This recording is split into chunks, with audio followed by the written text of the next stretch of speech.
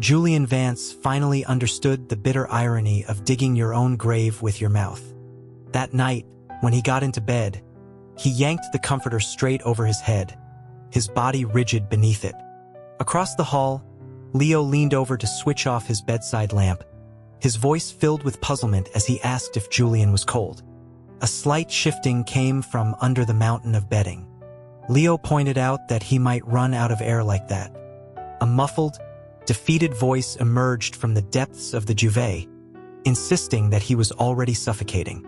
The premiere for Across the Sea was the following day, so Julian had to request time off from the group. The team's choreographer, a man named Marcus, simply told him not to miss the upcoming showcase and to be safe, a remarkably hands-off approach. With his flight scheduled for the afternoon, Julian spent the morning in rehearsal with the rest of the band. The dance studio was a cavern of polished mirrors and bright, unforgiving light. 6 lean figures moved as one, their arms slicing the air with clean precision, their turns sharp and powerful. The overhead lights cast a brilliant glare on their faces, creating a rapid flicker of shadow and light as they snapped their heads in unison. Glistening beads of sweat arced through the air like scattered diamonds. With a final, resonant thud of a heel on the smooth wood floor, they struck their last pose. Caleb stood center stage, his slender, pale fingers pointing skyward, the veins on his arm a winding map of exertion. Dark patches of sweat stained the floor around them. After 3 seconds, the tension broke, and the group relaxed. Zeke immediately lifted the hem of his shirt to wipe his face, revealing a set of impressively defined abs. Leo glanced over with a flicker of envy but made no move to touch. He found sweat distasteful. Julian stripped off his jacket, tossing it aside before heading to the back wall to grab his water bottle. Finn bent down, picked up the discarded jacket, and draped it over Julian's back, asking if he was trying to catch a cold. It was too hot, Julian complained, shrugging the jacket off again. He tilted his head back, taking several long gulps of water.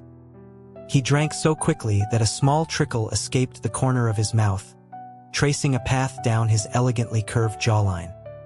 His body was a strange paradox. He was prone to feeling cold when still, but the moment he started moving, he overheated rapidly, looking as though he'd just been pulled from a swimming pool. Finn watched the droplet of water slide down his chin, his own lips parting slightly. He started to say Julian's name, a hint of amusement in his tone. Julian lowered the bottle and turned, asking what was up. Finn informed him that he resembled a popular internet meme. When Julian looked back blankly, Finn elaborated, describing a viral image of a goofy-looking cat with a dumbfounded expression and a bit of drool at its mouth. Before he could finish, Julian had shoved the jacket into his face, indignantly refuting the comparison.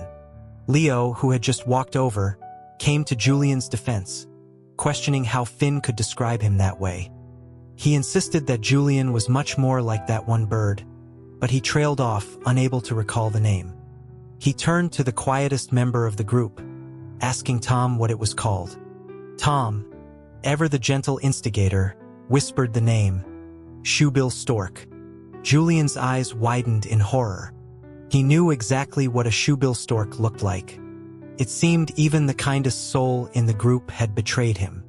Carrying the weight of this universal condemnation, Julian departed for the premiere without a shred of sentimentality. His plane touched down in Los Angeles just before 5 in the evening. Wes's producer, a man named Kyle, was there to pick him up. Julian hadn't booked a hotel, as Wes's room was a suite. He'd just bring his duffel bag there. Kyle escorted him to the door, giving him a look that was both knowing and cautionary, as if to say, behave yourself. The look made the hair on the back of Julian's neck stand up. He was just about to retreat to the front desk and book a separate room for himself when the door clicked open. "You're here." Wes stood in the doorway holding the handle. He thanked Kyle for the ride, then reached out and pulled the still hesitant Julian into the room. The door shut with a solid thud. The moment he was inside, Wes's hands were on his waist, pinning him against the back of the door. A large, warm body pressed against his, and hot, Urgent breaths ghosted across his cheek. Wes's gaze was a dark fire, intense and consuming, and Julian felt an immediate, responding flare of heat within him. Wes leaned in and kissed him. Their lips met and moved together, soft and insistent, the pressure building until they were lost in the sensation. In the quiet of the entryway, the only sound was the wet friction of their mouths. Julian's grip on his duffel bag loosened, and it fell to the floor with a soft thud. His hands came up to wrap around Wes's neck, his body arching into the kiss, clinging to Wes's shoulders as his legs grew weak. With a long arm, Wes scooped him up, carrying him from the entryway into the main room. Julian's legs were hooked around his waist in a precarious hold, and he wasn't sure whether to tighten his grip or let go. He could only brace his hands on Wes's shoulders, his voice a breathy protest that he was about to fall and needed to be put down. Wes glanced up at him, a glint in his eye, and told him to just hold on tighter. Even with his usual bravado, Julian felt a blush creep up his neck, murmuring that it didn't feel right. Wes countered by asking what was so different, reminding him that he could wrap his legs around his waist for that lift in the Eclipse music video without batting an eye. What was wrong with this? Julian was momentarily silenced, suspecting Wes was holding a grudge. He tried to argue that the video was for the sake of art. Wes replied that this, too, could be for the sake of art. Julian demanded to know what kind of art this could possibly be. The art of the human form, Wes answered smoothly. Damn, that was smooth. After more than 20 minutes of being thoroughly kissed on the king-sized bed, Julian was finally released. He lay limp against the pillows, feeling like a rag doll drained of all its energy by some handsome demon. The demon in question, having had his fill, looked thoroughly satisfied. He wiped his mouth and expressed concern for his little hamster's well-being, asking if he was hungry and offering to call room service. Julian's vacant eyes flickered back to life. He was a little hungry. Wes's tone turned suggestive as he remarked that it seemed he hadn't fed him enough. Julian's eyes snapped open in disbelief. Wes was still setting traps for him. After another moment, Wes tousled his hair affectionately, telling him to lie still while Mr. Vance went to get him something to eat. What the hell? Julian's scalp tingled. The man had just slipped into character without any. By the time Wes had ordered dinner and wheeled the service cart into the room, Julian had wrapped himself in the comforter and retreated to the corner of the bed. Wes paused with the tray of food, an amused smile on his face, and asked what he was doing. Julian radiated defensiveness from his cocoon, refusing to participate in this script. Wes, feigning deafness, beckoned to him with a fond gesture, coaxing him to come and eat. He asked if he wasn't going to listen to Mr. Vance. Damn. Julian's heart hammered in his chest. He had a feeling he would never be able to call him Mr. Vance in public again. The name was now tainted. Wes pushed the small dining cart to the edge of the bed, telling him he could eat there if he didn't want to get up. Ultimately, the allure of a gourmet burger and fries was too much to resist. Julian slowly shuffled over, only to be caught in Wes's grip, an arm circling his waist. Wes told him to eat, claiming he wasn't hungry himself and would just watch. Julian was struck by the unsettling feeling of a farmer fattening up a pig for slaughter. Throughout the meal, Wes dropped the name Mr. Vance at least 10 times, subtly and not so subtly trying to get Julian to say it. Julian raised his chin stubbornly, determined not to yield. This led to him being kissed again, his head tilted back, until he was breathless. 10 minutes later, Julian pushed him away, covering his mouth and looking at him with wounded eyes, reminding him there would be press tomorrow. What if his lips were swollen? Wes was unfazed, declaring they would face the storm together. The alternative, he suggested, was for Julian to just say what he wanted to hear. Wes nuzzled against his earlobe, his voice a low, seductive whisper, asking why he was so shy now when he'd sounded so good on the phone. Faced with the choice between public humiliation and private surrender, Julian chose the latter. He forced the words through his lips, Mr. Vance. The breathing beside his ear hitched and grew heavier. Wes nipped his earlobe, and the hand on his waist tightened possessively. Again, Wes commanded. 9 more times. Mr. Vance. Good boy. Wes's response wasn't enough. He spontaneously added to their little scene, suggesting that Mr. Vance should check if his homework was done. Julian was speechless. This man's creativity was truly something else. He thought Wes could probably give Quinn, his screenwriter friend, a run for her money. In a bizarre exchange where each utterance of Mr. Vance was met with a new line in their improvised play, they took another wild ride. After they had cleaned up, Julian was wrapped in the duvet, trying to cleanse his soul, while Wes patiently tidied the room, dealing with the food cart, the sheets, and the floor. His soul scrubbed back to its factory settings. Julian casually asked what Wes was planning to wear the next day. The question was followed by a thoughtless, now-ingrained addition. Mr. Vance? Wes, who was sorting through his luggage, froze. The room was silent for a full 30 seconds. Then Julian slapped a hand over his own mouth. Shit. It had become a habit. Having received his buy 10, get 1 free bonus, Wes turned around with a benevolent expression. He pulled the deep blue silk tie that Julian had given him from his bag.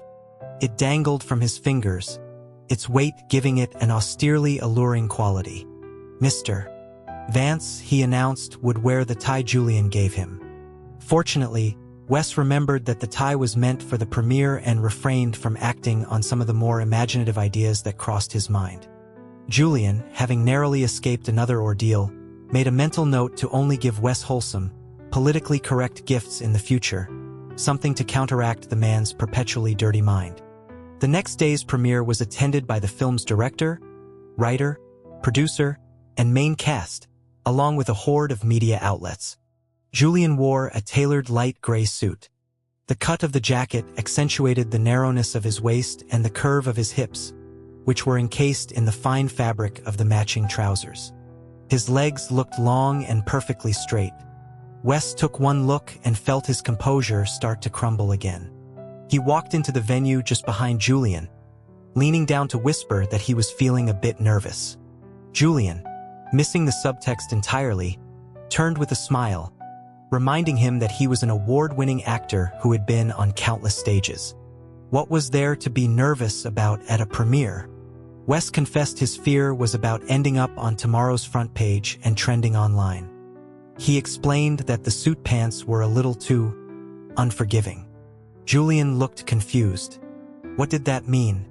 They were in public, surrounded by cameras and other actors. Wes couldn't get any closer, so he lowered his voice to a hoarse whisper, admitting that he was about to have a very visible reaction. Oh God. Julian shot away from him like a startled clam, moving a good 3 feet away. He glanced back at Wes in alarm, his eyes darting downwards discreetly. Seriously? After everything last night, the man still had this much energy? Wes's face was faintly flushed. He wore a dark suit with the silver-patterned navy tie, knotted tightly against the column of his throat. The entire ensemble was the epitome of refined restraint, but his handsome face held a look of raw desire, creating a magnetic tension that was impossible to look away from. Julian silently turned back around. It was over. Now he was starting to have a reaction, too. He couldn't even begin to imagine the explosive headlines if the media captured a photo of both halves of the internet's favorite ship having a mutual, very physical response at their own movie premiere.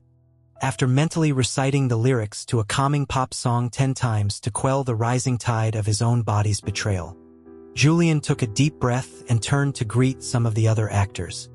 Once everyone was seated and the host began the event, Julian's focus finally shifted to the premiere itself.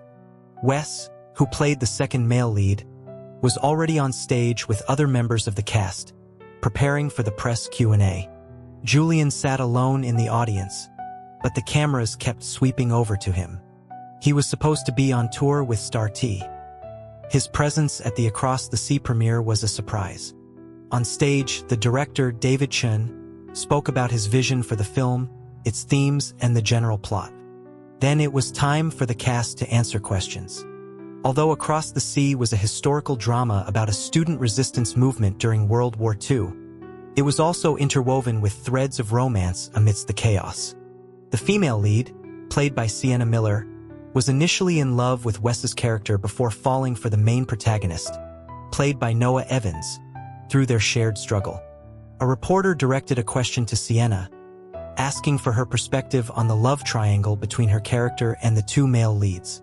The question was a classic media trap, subtly pitting the two actors against each other, and a clumsy answer could generate controversy. Sienna considered for a moment before answering. She described the two male leads as completely different types, both incredibly charismatic. She explained that the second lead, Wes's character, possessed a brilliant, dazzling quality. He was brave, determined, and responsible, which was why her character was drawn to him at first. She paused, then added that his heart was devoted entirely to his duty and his country. Her character's feelings for him eventually transformed into respect and admiration. She concluded by saying the love story between the main characters served as a central thread in the film. A touch of human warmth woven through the smoke and turmoil of a tragic but great era. In the audience, Julian listened intently. He was highly empathetic, and historical stories, particularly those set in times of conflict, always affected him deeply. Just hearing Sienna's brief description of the characters made his chest tighten with a sense of preemptive sorrow. Another reporter passed the microphone to Wes. They knew that when casting, Wes had chosen the role of the second lead because of a perceived similarity in personality. The reporter asked if, in such a historical context, Wes would also choose to sacrifice love for his country. Julian felt a growing unease. The media present today were sharp, their questions laced with pitfalls. If Wes said no, he'd be criticized. If he said yes, with Julian sitting right there in the audience, cameras would undoubtedly zoom in on his reaction. The next day's headlines would be something like, Wes Vance chooses duty over love. Julian Vance's expression says it all. On stage, Wes didn't hesitate for a second. He looked directly at the reporter and stated that there was no such thing as sacrificing love. His character loved his country, so he defended it. If he loved a person, he would defend his country and that person. He argued that in that era, defending one's country was, in essence, defending the one you loved. Julian leaned back in his chair and smiled at Wes. After the cast had been interviewed, the next segment was a screening of a clip from the film. The cast moved to descend from the stage. As Wes stepped down, he glanced at the tie at his chest and straightened it. Sienna, walking beside him, noticed and complimented him, remarking that it was a handsome tie. Wes's expression softened instantly, though he tried to sound casual as he agreed, saying he was quite fond of it too. When they returned to their seats, Wes sat next to Julian. Julian leaned in close to praise him, telling him his answer had been brilliant. Wes's eyes lit up, and his lips curved into a smile as he simply said, The lights in the theater dimmed, leaving only the soft glow of the large screen at the front. The ambient chatter quieted as the audience settled in to watch. An image flickered to life. The first shot was of Sienna's back as she ran forward through a chaotic crowd. Smoke billowed in the distance, and nearby shops were in shambles. She glanced over her shoulder, her clean face smudged with grime, her lips chapped and bloody, her eyes filled with urgency. Her ankle-length student dress hindered her movement, so she gathered the hem in her hands and sprinted through the throng towards the train station. Soon, soldiers with bayonets appeared in pursuit. The screams of women and the cries of children mingled with the sharp crack of gunfire, creating a scene of jarring chaos. Sienna was carrying a coded message, and someone had betrayed her, leading the enemy to her. She had already run an entire block. If she could just get on the train, she would be safe. Julian was completely absorbed. He rarely watched period dramas, but it wasn't for a lack of appreciation. Across the Sea was beautifully shot. Every detail evoked the texture of the era. Sienna's mission was to deliver the message to K-City. The train had yet to arrive, and the soldiers were closing in. At the critical moment, Noah and Wes arrived. Outside the station, a tide of people surged and broke as a squad of soldiers forced their way through, causing a fresh wave of panic. In the distance, the rumble of the approaching train could be heard. The streets behind them were being consumed by the battle. Noah and Wes ran against the fleeing crowd, heading directly towards the enemy. They were like two figures battling upstream against a raging current, carving a path of survival for those behind them. The two sides clashed. Their movements were fierce, undeterred by the superior numbers they faced. The shriek of metal, the thud of bodies colliding, and the deafening report of rifles created a visceral, heart-pounding spectacle. After disarming one soldier, Wes seized his rifle and turned to face another attacker. By the time they had dealt with all the pursuers, the train was pulling into the station. Sienna was unarmed and alone. The journey ahead was perilous. Noah and Wes had to accompany her. As they turned to head for the platform, two military trucks screeched to a halt at the end of the street, carrying 8 more soldiers, all eyeing the station menacingly. They were clearly after the message Sienna carried. Damn it, how many more of them were there? Noah cursed and prepared to charge. A hand gripped his arm. He turned to see Wes looking at him. Wes told him to go first to protect the message and that he would hold them off. Noah asked if he was kidding. There were 8 of them. Wes simply repeated his instruction to protect the message. Noah was speechless for a second, then argued that he should stay and Wes should go. The soldiers were advancing, their time was running out. Wes shoved Noah towards the station, telling him that he had someone to live for, someone waiting for him. Noah clenched his jaw. It was true.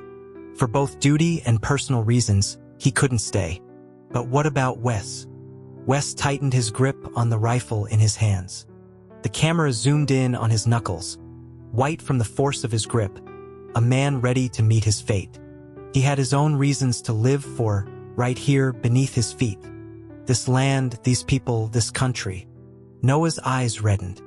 He gave a sharp nod and turned, sprinting towards the platform. The shot lingered on Wes's strong, straight back. The camera panned up from his feet, making him seem as if he were holding up the sky by himself. 1 man against 8 with inferior weaponry.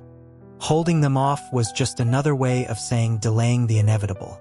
The sharp point of a bayonet sliced through the air, reflecting the blinding sun. The chaotic background blurred into abstraction. In his seat, Wes glanced at Julian. In the dim light, he couldn't quite make out his expression. He knew what was coming next and worried it would be too much for Julian to see. He started to raise a hand to cover his eyes. Before it reached him, Julian's hand shot out and clamped down on his wrist. On screen, the bayonet plunged deep into Wes's abdomen. The sound design was so precise you could almost hear the faint tearing sound of the blade piercing flesh. At that exact moment, the light from the screen brightened, illuminating Julian's face. Wes saw that his eyes were glistening with unshed tears, but he didn't blink, taking in the entire horrific image. Julian finally understood what Wes's father had meant when he said it was hard to separate the actor from the role.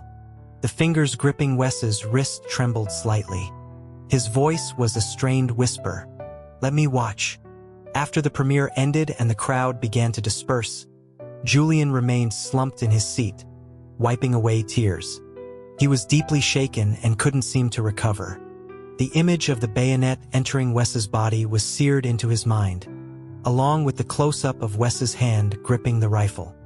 His knuckles so tight the skin seemed to split, conveying a sense of noble, resolute courage in the face of death.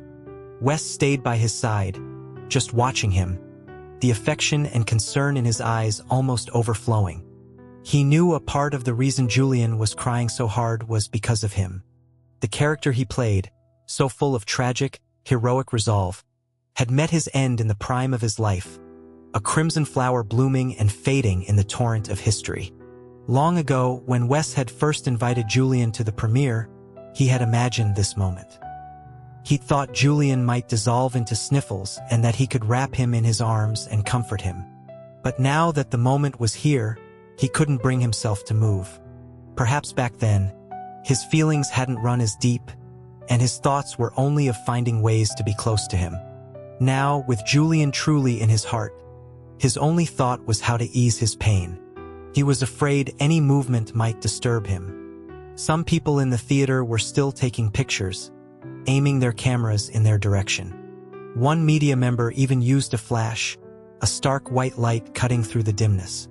Julian flinched, his brow furrowing as he wiped at his tears. Wes, normally good-natured, felt a surge of anger. His Julian was crying, and they were treating it like a photo opportunity. What kind of story were they planning to spin this time?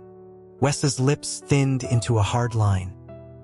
He turned to glare at the photographer, about to say something sharp, when a hand tugged at his arm. Julian's eyes were red. He sniffled and, in a soft voice, recited a silly mantra they shared. "Don't get mad, don't be mean, angry people turn green." The ridiculous rhyme instantly extinguished Wes's anger. He gently ruffled Julian's hair, assuring him he would handle it. Julian nodded, not asking for details. He took a moment to compose himself, then offered a compliment, his voice still thick with emotion, telling Wes his character had been amazing. But even as he said it, the image of that amazing final scene returned, and fresh tears welled up and spilled down his cheeks. Wes was torn between heartache and amusement. He spoke softly, telling his baby it was time to go back to the hotel and rest. Julian continued to cry. Wes took his arm and gently helped him to his feet. The gesture was intimate but not overly so, something that couldn't be misinterpreted even if it was photographed. Back at the hotel, Wes gently wiped his little waterlogged hamster's face and then soaked cotton pads in milk to place over his eyes to reduce the swelling. Julian lay with his head tilted back, passively accepting Wes's ministrations, muttering to himself that he really couldn't watch war movies. Wes felt a pang of regret. They had only shown a clip. The film hadn't been officially released yet. He had hoped to watch the full version with Julian. "But since you're in this one, I can still watch it," Julian added. Wes's hand, holding the milk, paused. He fought the urge for 2 seconds and failed, leaning down to cover Julian's face in kisses. When he finally pulled back, the little hamster was too dazed to even process the eye treatment. Wes murmured that he didn't have to force himself, that they could watch something else. In his daze, Julian blurted out, "You mean those indie films you used to make?" The words were out before he could stop them. "Oh God, I'm dead again." Wes pulled him into a hug, his embrace full of affection. He whispered that he wouldn't mind if, next time, they watched a film they made together. Julian struggled in his arms in mock horror, claiming his schedule was full. Wes pretended not to hear, his mind already spinning a 1,000-word screenplay. After a bit more playful back and forth, Julian's mood had stabilized. It was time for him to head back. Star TS Showcase was in 2 days. He needed to fly back tonight, rest, and then get back to rehearsals tomorrow. Wes went with him to see him off. They stood at the hotel's main entrance, waiting for Kyle to bring the car around. Julian watched the bustling street scene outside, the blur of passing cars and the throngs of people. Every day, this city was filled with moments of joy and sorrow, but at least their world was one of love and peace. From under the long sleeve of his jacket, Julian extended a single pinky finger, hooking it discreetly around Wes's. Wes's expression shifted, and he turned his hand to fully grasp Julian's. He looked at Julian but said nothing. Julian spoke, his voice soft. "I know love stories in wartime are all epic and unforgettable, but I think I'd rather just have a quiet, long life with you." As soon as he said it, he felt a wave of embarrassment. A lifetime was so long. How could he say something so cheesy? But it was what he truly felt, so he'd said it. Wes seemed to jolt, staring at Julian's slightly shy profile as if he couldn't quite process the words. His mind buzzed, blood rushing to his heart, which hammered against his ribs with a loud rhythmic thud. For Wes, the phrase "a long life" was more moving than any declaration of love he had ever heard. "Baby," Wes's throat felt tight. He wanted to respond, but a wave of overwhelming emotion lodged in his chest. After a moment, he unclasped a braided cord from his own wrist and pressed it into Julian's palm. He told him that he wore this bracelet for every important event, and now he wanted Julian to have it. Julian opened his hand. On his palm lay a dark blue, double-stranded leather cord. In the center was a small, worn silver charm, the size of a pea, shaped like a guitar pick. It had a warm, burnished glow. Julian came from a well-off family and knew quality when he saw it. But beyond any monetary value, he knew how much this bracelet meant to Wes. He touched the tip of his nose, protesting that Wes should keep it. He didn't have any important events to attend. It would be wasted on him. Wes took it back and fastened it around Julian's wrist. As he tied the knot, he looked down and said, "We're going to spend a lifetime together. Why are you still being so formal with me?" After returning to his home base, Julian rested for a night. The next day, he joined his bandmates for practice. He'd missed a full day of rehearsal, so he got up extra early and spent over an hour in the dance studio alone before the others started to arrive. Caleb and Tom were the first to show up after him, and the three of them practiced for a while before Leo and the others came in. "Jules, did you see your Twitter feed?" Leo called out as soon as he entered. As the group's resident social media addict, he'd been scrolling since dawn. "You're trending in 2 different places, though they're pretty far down the list." Julian didn't stop dancing. "I went to the Across the Sea premiere yesterday. It was bound to happen." Nearby, Finn shot him a look of pure envy. "Damn it, why was it so easy for this idiot to trend?" Leo kept scrolling. "One of the trends is about you attending the premiere as Mr. Vance's guest. It's a total feeding frenzy for the shipping fandom. Whoa, there's a gif of you smiling at Wes on stage. Damn, that's kinda sweet." Julian's voice was laced with temptation. "That's why I told you to get on board the Wesleyan ship. It's a solid investment, guaranteed returns, never going down." "No, thanks, I can't handle it," Leo demurred, then continued. "The other trend is way more intense. There's a picture of you crying in your seat while Wes looks on, completely stone-faced. And they put it right next to that interview clip where he's asked if he would give up love." Zeke was shocked by the manipulative framing. "What's that supposed to mean? That he got dumped?" "Pretty much," Leo confirmed. "But that post is getting absolutely roasted." The full interview clip came out right after, and it shows you smiling at him right after he gives his answer. There's another gif, too, from when his character dies in the movie clip. It's a side view of your face, lit by the screen, with tears shimmering in your eyes. Damn, this is some epic romance-level stuff. Julian had nothing to say.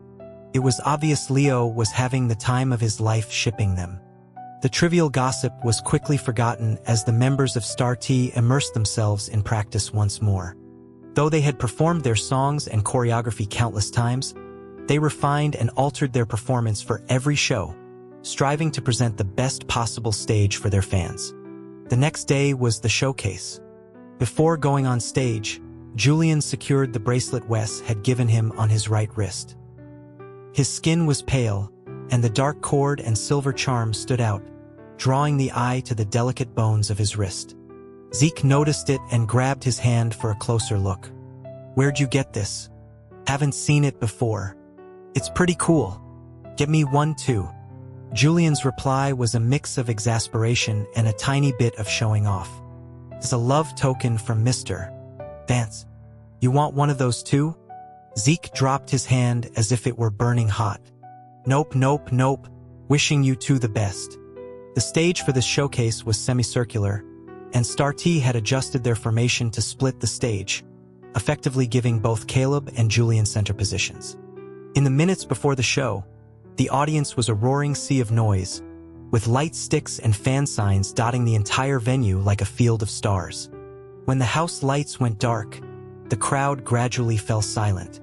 Thousands of light sticks froze in the darkness, everyone holding their breath in anticipation. Suddenly, a single, blinding spotlight cut through the darkness, illuminating the center of the stage. which was empty. What was going on? The fans were confused. Was there a technical issue? Just then, a black jacket was thrown from the shadows, landing in the beam of light. A figure leaped into the spotlight after it. It was Caleb, his makeup heavy and dramatic. In that same instant, the music exploded from the speakers. "We are stationed on this side."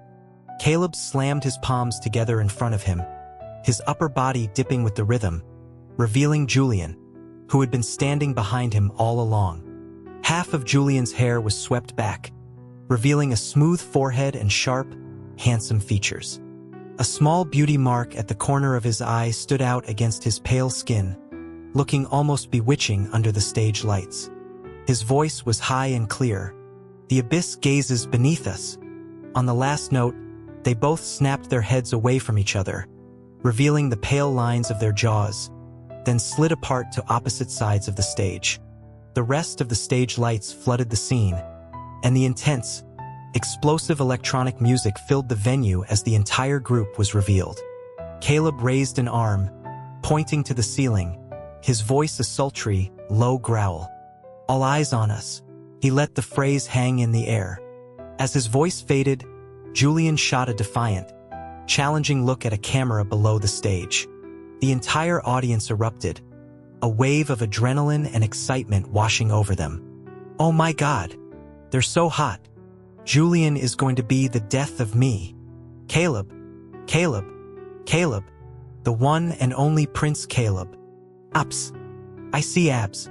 The 6 members faced the audience, lined up 3 on each side, their bodies moving with the driving rhythm. Waist turns, hip thrusts, pelvic pops. Their loose jackets flew up as they spun, revealing glimpses of taut, lean waists, sending waves of pure hormonal energy out into the crowd. The entire performance was a high-energy explosion, carried along by the deafening screams of the fans. As it drew to a close, the 6 members converged at the center of the stage. Caleb knelt at the front, his gaze fixed on the camera, while Julian, behind him, held the microphone and sustained the final high note. The other members formed a circle around Julian, freezing in their final poses as the music abruptly cut off. Julian finished the note and ripped the microphone away from his mouth. A crackle of feedback, then silence. The entire venue held its breath. Julian was still panting slightly. He looked out at the audience for 2 seconds, then suddenly raised the hand holding the microphone and brought his knuckles to his lips, pressing a soft kiss to the back of his hand. The sound, a wet, distinct smack, was amplified by the microphone and echoed through the silent arena. Then, his soft lips parted from his skin, and he flung his hand out towards the audience. The white skin of his wrist was exposed, and on it, the dark blue cord and its small silver charm gleamed under the spotlights. The fans were stunned into silence for half a second. Then, a primal scream, seemingly bypassing all conscious thought, ripped through the venue, loud enough to threaten the roof. "Wawa! Oh!" Even after the 6 members were backstage, they could still feel the pulsating energy from the arena. Caleb looked at Julian with a resigned expression, asking if his goal was to literally blow the place up. Julian, now back to his usual self, just ducked his head and smiled shyly. The bracelet was visible on his wrist. Finn glanced at it and froze for a second. "What's that on your wrist?" he asked casually. The question was innocent, but for one person, it was a lightning bolt of realization. Zeke's eyes widened. "Holy crap. Don't tell me you did that whole thing just to show off that bracelet. What about it?" Leo, ever the gossip, immediately crowded closer. Zeke explained, "That's the love token Mr. Vance gave him." The others were momentarily stunned. Holy crap. Caleb, the long-suffering de facto leader of the group, grabbed Julian by the shoulders and stared at him with a desperate hope in his eyes. "That's a secret token, right? People don't know about it, right?" Julian looked down demurely. "Oh, it's just the one Mr. Vance wears for all his important events." A collective wave of horror washed over the group. What was he being so damn demure about? Quinn's bakery chain had finally launched. While it was a small step for her family's business empire, it was a giant leap for the Julian Project, their secret investment group. Julian decided to reward himself by peeking out of the closet. Things like showing off a bracelet, blowing a kiss into the void. As long as it wasn't a real kiss, it was just a slow, gentle way to boil the fans like frogs. The direct cam footage from the showcase wouldn't be released until the tour was over, and the fans in the venue were likely too far away to have seen the bracelet clearly. For now, the internet was quiet. Julian was a little disappointed. This generation of fans wasn't using their microscopes properly. But that was fine. He could go report his success to Wes first.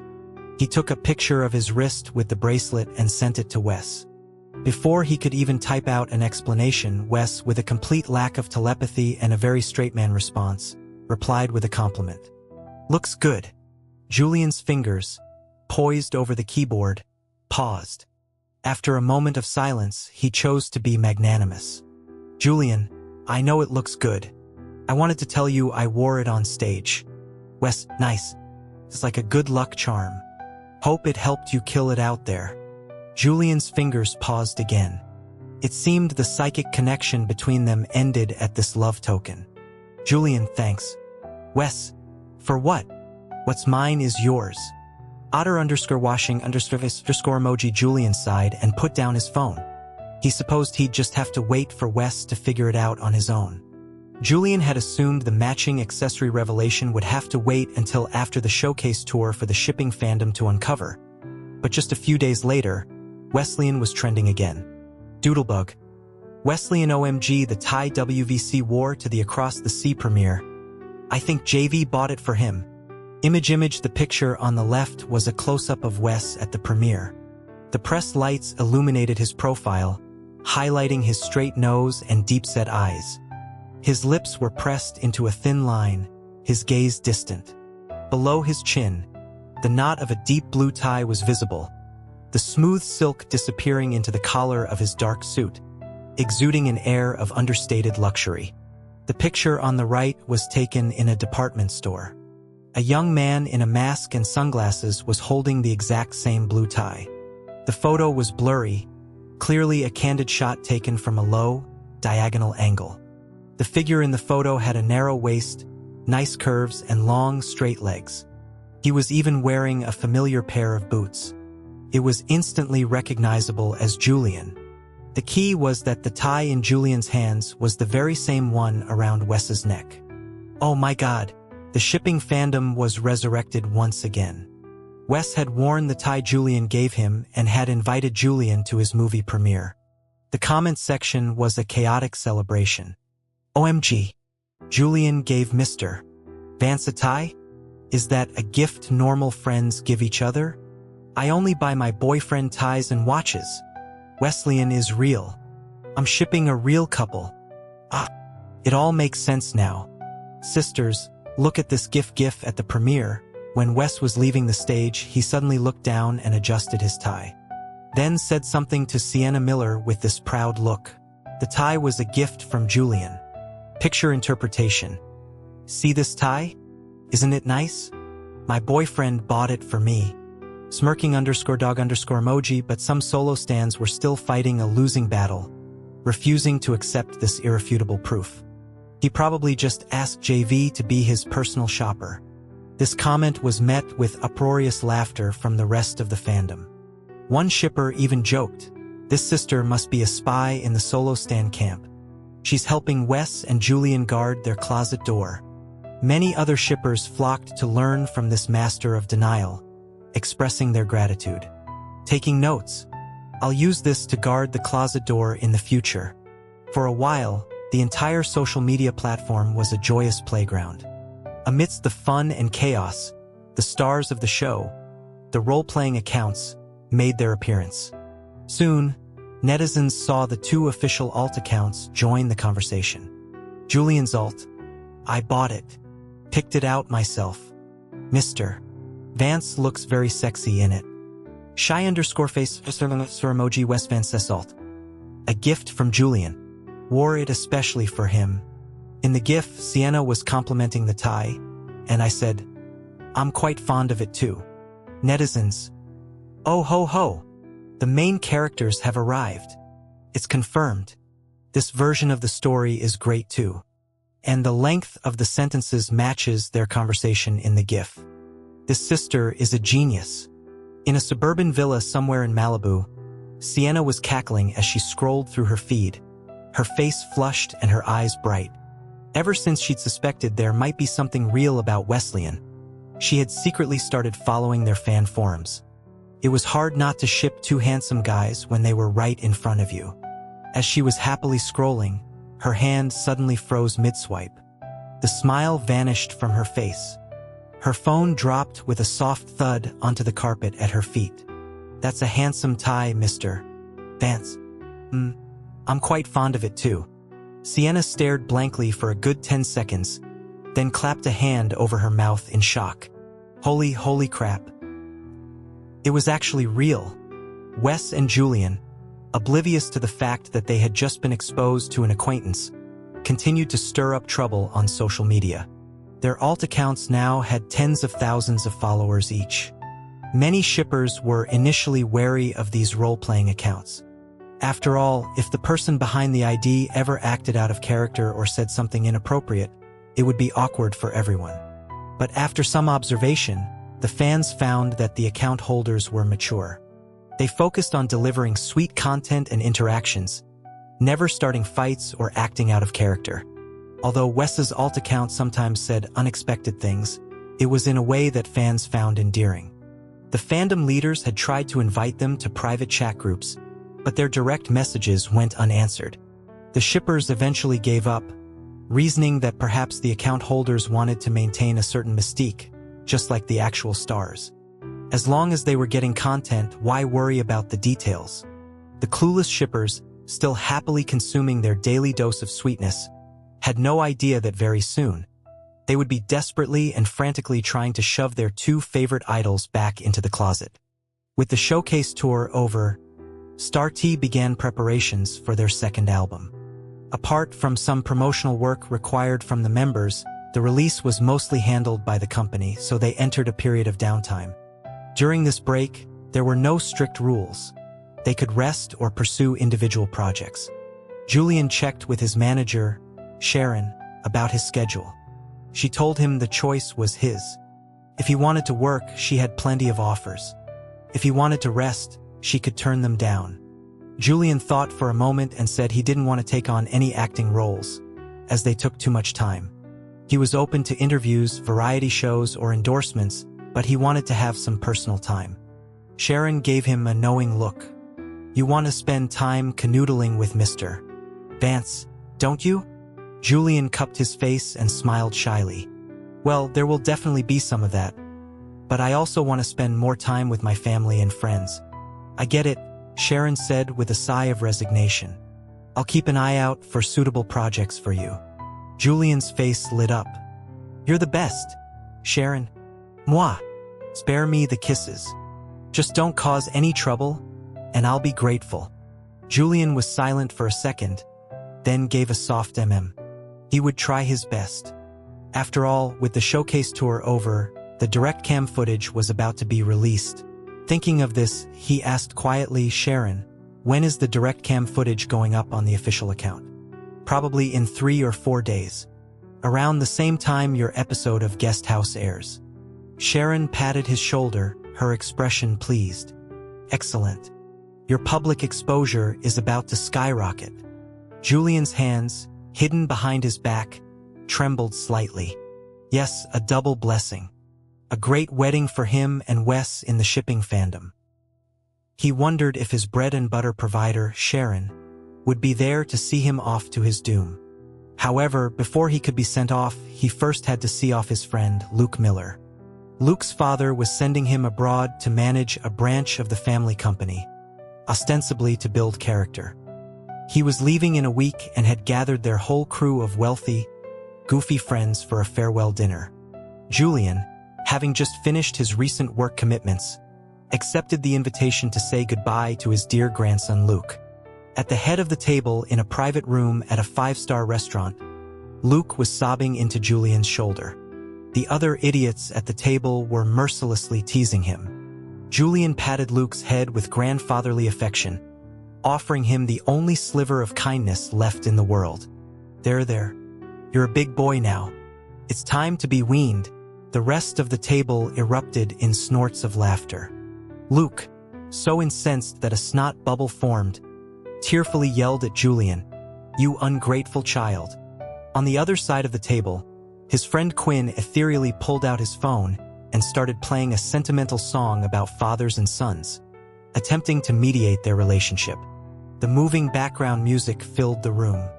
The joyous laughter of the others contrasted sharply with Luke's tragicomic expression. For a fleeting, inappropriate moment, Julian was reminded of a character from an old, sad story. The drama ended when the waiter brought the food. The entire friend group had been invited, and with over 30 people present, the feast began. Once the dishes were served, Luke stood up, holding his wine glass, and delivered a choked-up farewell speech. "Though we are separated by oceans, our hearts are close as neighbors. When you, my brothers, climb the high mountains, you will find one of us is missing." He finished, tipped his head back, and downed his drink, deliberately letting some of it dribble down his chin to showcase his rugged manliness. Unfortunately, he was drinking red wine, which made the effect more gruesome than grand. Beside him, Julian felt a complex wave of emotion. So this was how idiotic he used to be. Luke sat back down. They were all close friends, so formalities were dropped. He dug in, and the others began to shower their departing friend with well wishes. "Which country are you going to?" someone asked.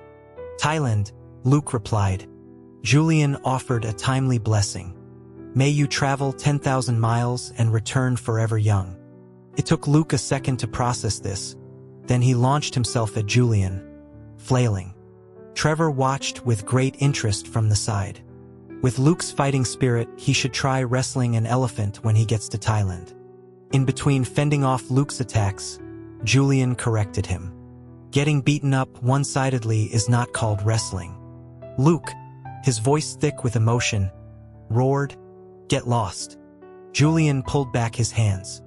All right, I'll stop teasing. Go over there and do a good job." As one of Julian's closest friends, Luke was well aware of the inner workings of the Julian project. He instantly saw through Julian's ploy. What do a good job? He just wanted to add another powerful general to his investment army. Luke righteously condemned him. "You don't have me in your heart at all. You're just encouraging me so you can exploit me." Julian quickly tried to placate him, as if calming a restless piglet. "You may not be in my heart, but I've placed you in another one of my vital organs. I knew it. As soon as Wes Vance came along, you pushed me aside." Julian blushed for a second, then corrected him. "That's not the right word. It's not pushing aside. It's rational allocation. Banishment." Luke's eyes widened. He heard it. He said allocation, but he meant banishment. Whatever you call it, the result is the same. Julian picked up Luke's bowl, stood up, and ladled some chicken soup into it, carefully nourishing him. "The outcome isn't important. The journey is. Even though you've been allocated to another place, the beautiful scenery you'll see along the way, the life lessons you'll learn, those are all my gifts to you." Akwai-zeng. As the last two words fell softly from his lips, Julian looked at him with a benevolent smile. Luke's mind was buzzing. His expression was numb. This wasn't chicken soup. This was the soup of forgetting that Julian was feeding him, making him forget his past life.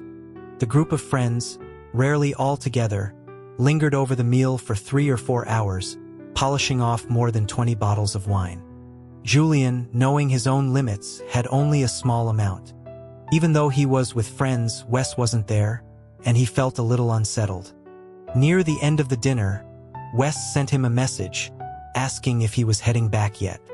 Julian put down his chopsticks and typed under the table. "Julian, almost done. Luke is going to drive me home in a bit.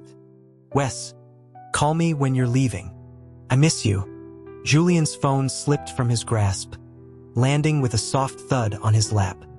He quickly clamped his legs together, catching it before it fell. Luke watched Julian awkwardly retrieve the phone from between his thighs, his expression twisting. This was a top celebrity. After dinner, Luke went to pay the bill.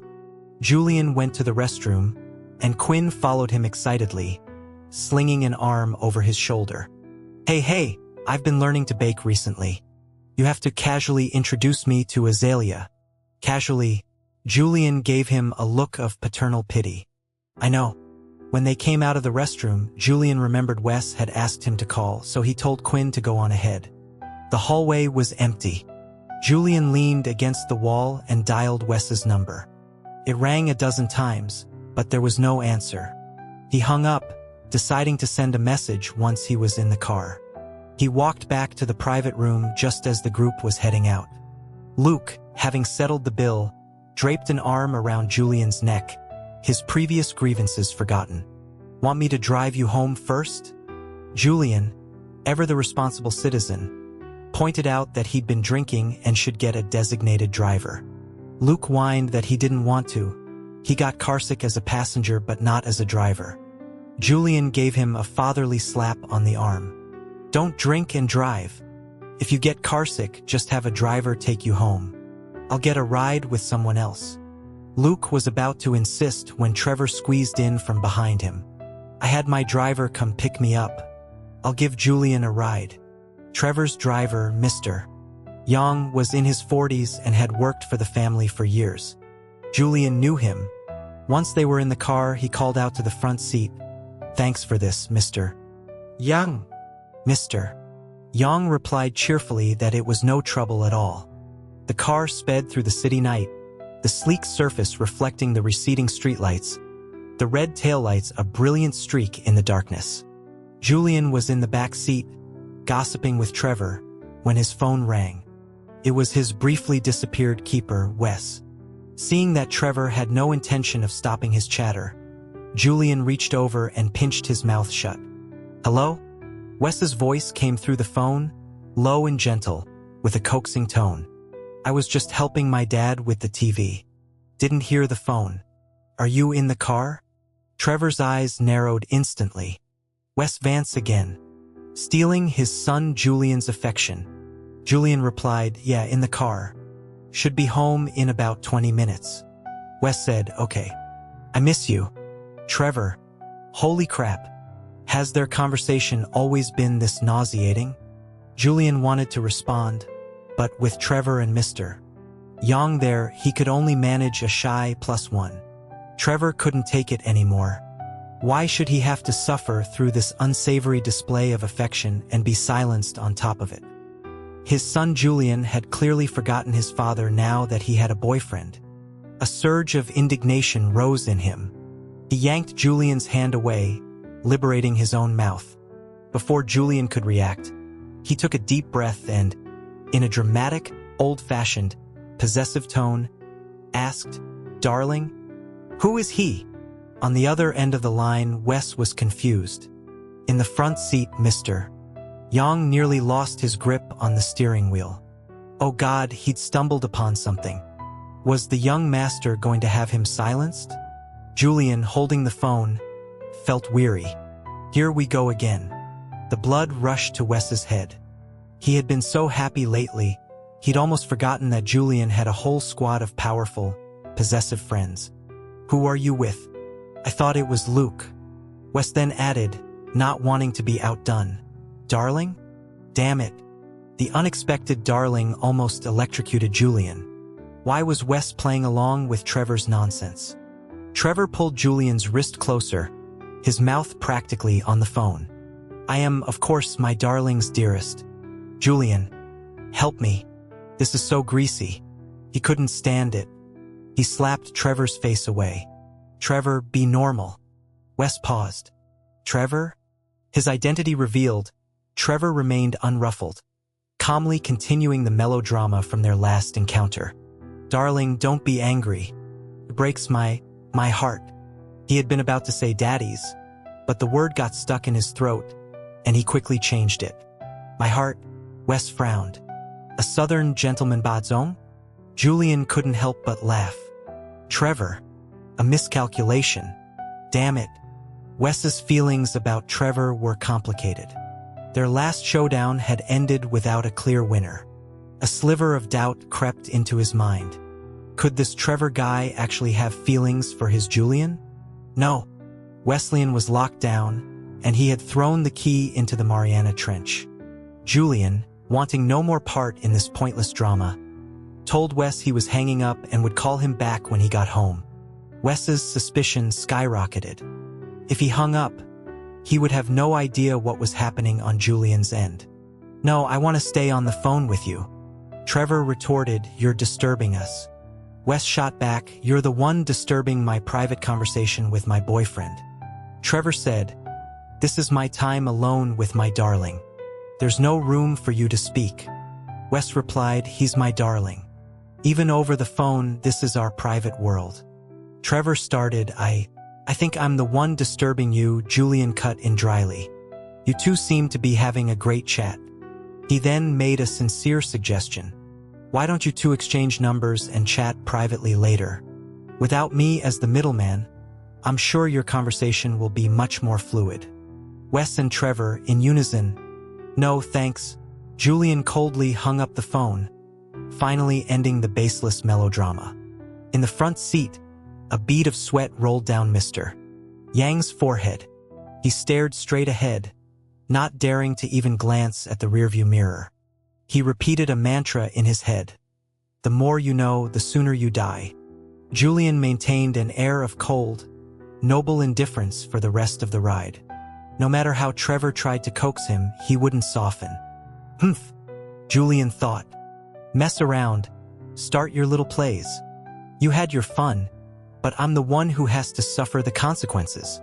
He didn't even want to think about what would happen the next time he saw Wes. How many nights would they spend on that metaphorical mountain? When the car finally pulled up outside Julian's family villa, he gave Trevor a sidelong glance, lifted his chin, and got out. Trevor, knowing he was in the wrong, followed him out and ruffled his hair.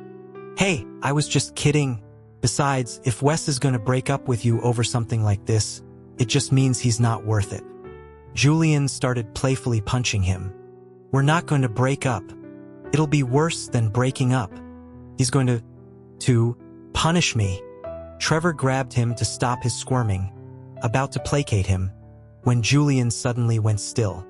Trevor paused. Ran out of batteries? They were standing in front of the villa's main gate. Trevor had his back to the house and couldn't see what was behind him. Julian was quiet for a second. Then he tugged on Trevor's sleeve, looking down shyly. You said before you wanted to be my dearest, that I was your little darling. Was that true? Trevor, confused but focused on calming the still angry Julian, just said, of course, my darling son. Julian said, then you have to promise you'll never leave me or forsake me. Before Trevor could ask if he was having some kind of episode, a dark, menacing voice came from behind him. Trevor, I trusted you with Julian, and you're actually hitting on him? Trevor's stomach dropped. He whipped his head around to see a tall figure standing in front of the massive villa, silhouetted against the dim light, looking like an avenging spirit. Julian's older brother, Connor, slowly walked towards them, his eyes emerging from the shadows. Dearest? Little darling? Trevor, those cheesy lines might work on my naive little brother, but not on me. Trevor's eyes widened, and he looked down at Julian. The boy's clear eyes held a perfect mixture of confusion, terror, and heartbroken disbelief. The proportions were so precise they could have been measured to the third decimal place. Damn it! In a flash, Trevor understood. He looked at Connor, who was about to lunge at him, and screamed internally, "Get a grip. Your precious baby brother is not naive at all." Leaving the master actor Trevor to deal with the overprotective brother Connor, Julian skipped merrily back into the villa. Takes a villain to defeat a villain. The ancients were wise. He spent the next half hour on a video call with a jealous Wes, who was finally mollified. After hanging up, Julian knelt on his bed and patted his own behind, making a silent vow. "Don't worry, I will protect you." Just then, the door opened and Connor came in. He saw his younger brother kneeling on the bed, looking pensive and patting his own butt. His eyes widened in shock. "What are you doing?" Julian grabbed a pillow and threw it at him. "Why don't you knock?" Connor caught the pillow and rushed over, his face etched with worry. "What's wrong with your butt? Was it that pervert Trevor?" "Of course not," Julian exclaimed. "If anything happened, it would have been with we." He stopped short. Connor's gaze darkened. "We?" "Julian, oh God." After a stern lecture, Connor left the room, but not before poking his head back through the closing door to issue a final. "Don't believe a word men say. They're all liars." Julian nodded obediently. The door clicked shut. He pulled out his phone from behind his back, stopped the recording, and saved the audio file. Someday, when he had a sister-in-law, this would make for some excellent conversation material. Julian stayed at home for 2 days, meticulously polishing his metaphorical clamshell before preparing to visit his keeper Wes and his father. The Showcase Direct Cam and his episode of Guest House were about to air, and Julian felt it was necessary for him and Wes to face the storm together, hand in hand. He arrived at Wes's house around 3 in the afternoon. The weather had warmed up recently. When Wes opened the door, he was wearing only a thin, long-sleeved shirt, the fabric hinting at the lean muscle beneath. Julian, still bundled in a thick jacket, looked like a fluffy marshmallow. The moment he stepped inside, he was pulled into a tight hug. Wes buried his face in Julian's hair and inhaled deeply. "Aren't you hot in all that?" "Nope." Julian struggled out of his embrace. "Where's your dad? We shouldn't let him see. He went out with some friends to listen to old records." With that confirmation, Julian burrowed back into his keeper's arms and rolled around contentedly. After a shameless makeout session in the entryway, Wes used emotional distress as an excuse to take another long, winding trip up that metaphorical mountain. Several trips, in fact. By the time they were done, Julian was numb, both emotionally and physically. He lay curled up on the sofa like a worn-out, molting hamster, grooming his fur. Wes, thoroughly satisfied, brought him a laptop and a cushion so he could play games, then went to the kitchen to prepare dinner. After the meal, Julian was revitalized. Seeing that it was almost time, he gathered snacks and fruit, ready to face the storm. The first episode of the new season of Guest House was set to air at 6 o'clock that evening. There was no exact time for the direct cam release, but it would be in the next day or two. At 6 o'clock sharp, Guest House began. The show had heavily promoted the appearance of Wes and Julian, so the live comments were already flooded with fans of Wesleyan waving their flags high. The cheers of the solo stands were a mere whisper against the deafening roar of Wesleyan is real, looking lonely and helpless. Julian felt a pang of pity. The solo stands are so pitiful. Wes comforted him. "It's okay.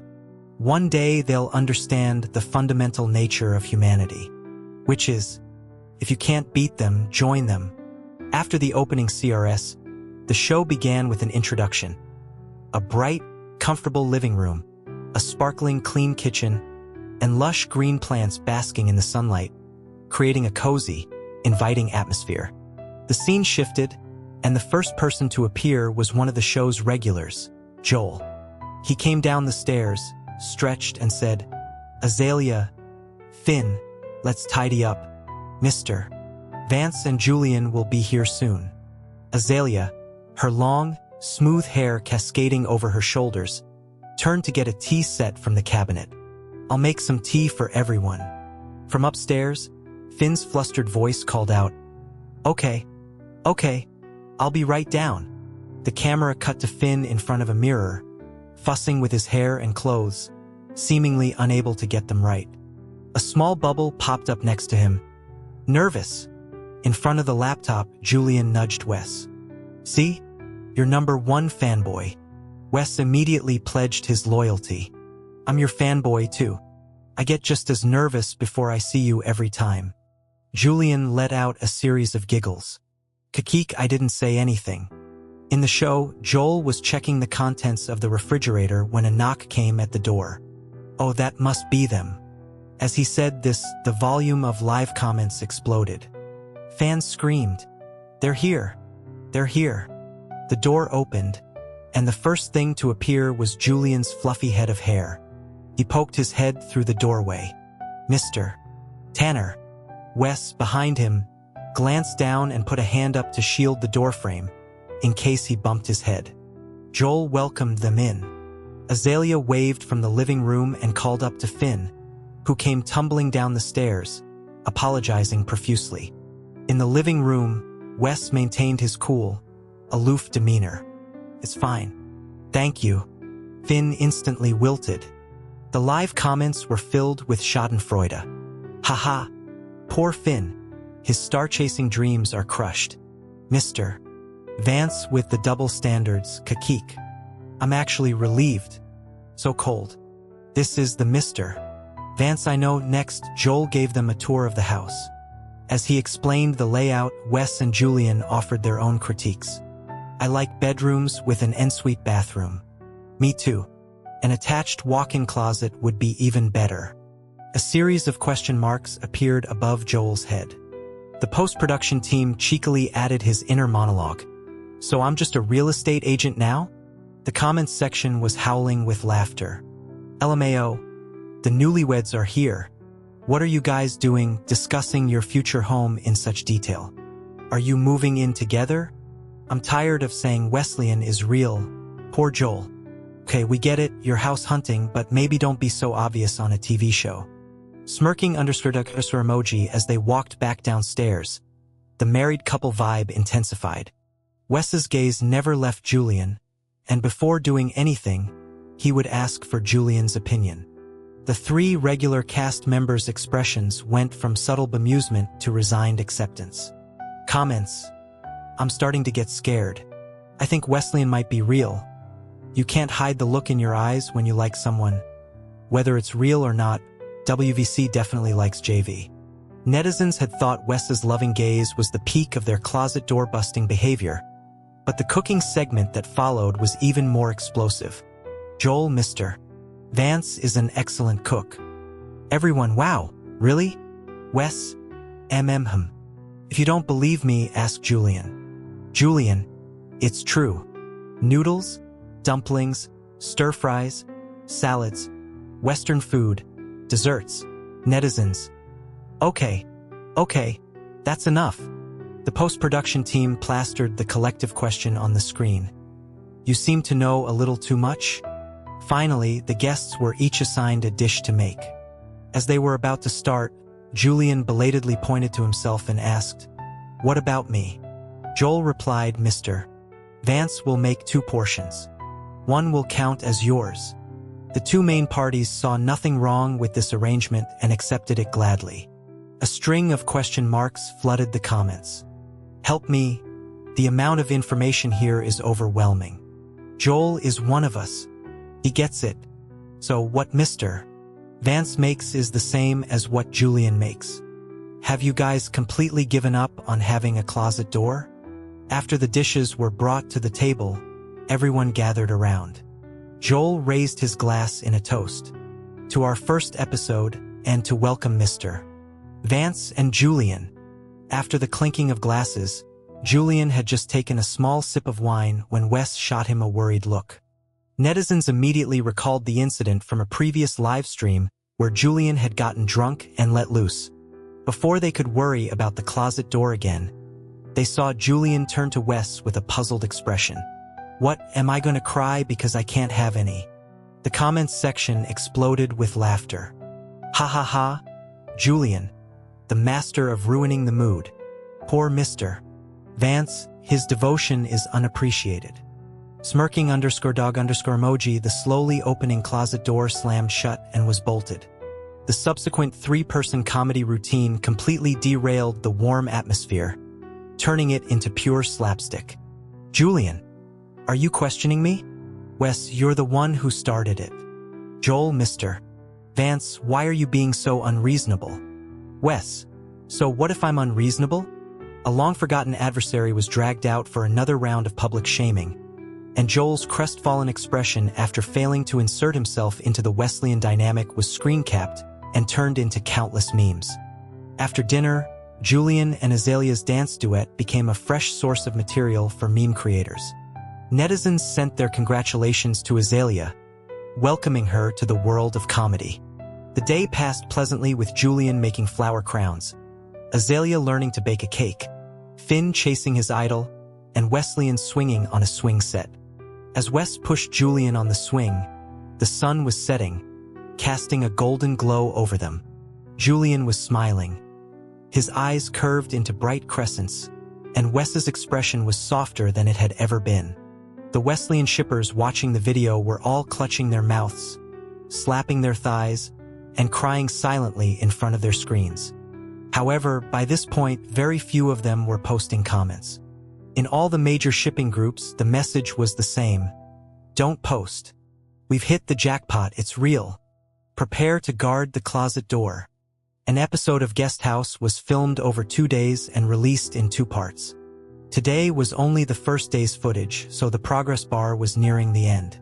The shippers were waiting to finish the last few minutes before rushing to social media to control the narrative and guard the closet. In the final scene, the camera followed them into the bedroom, where the 4 men were deciding on sleeping arrangements.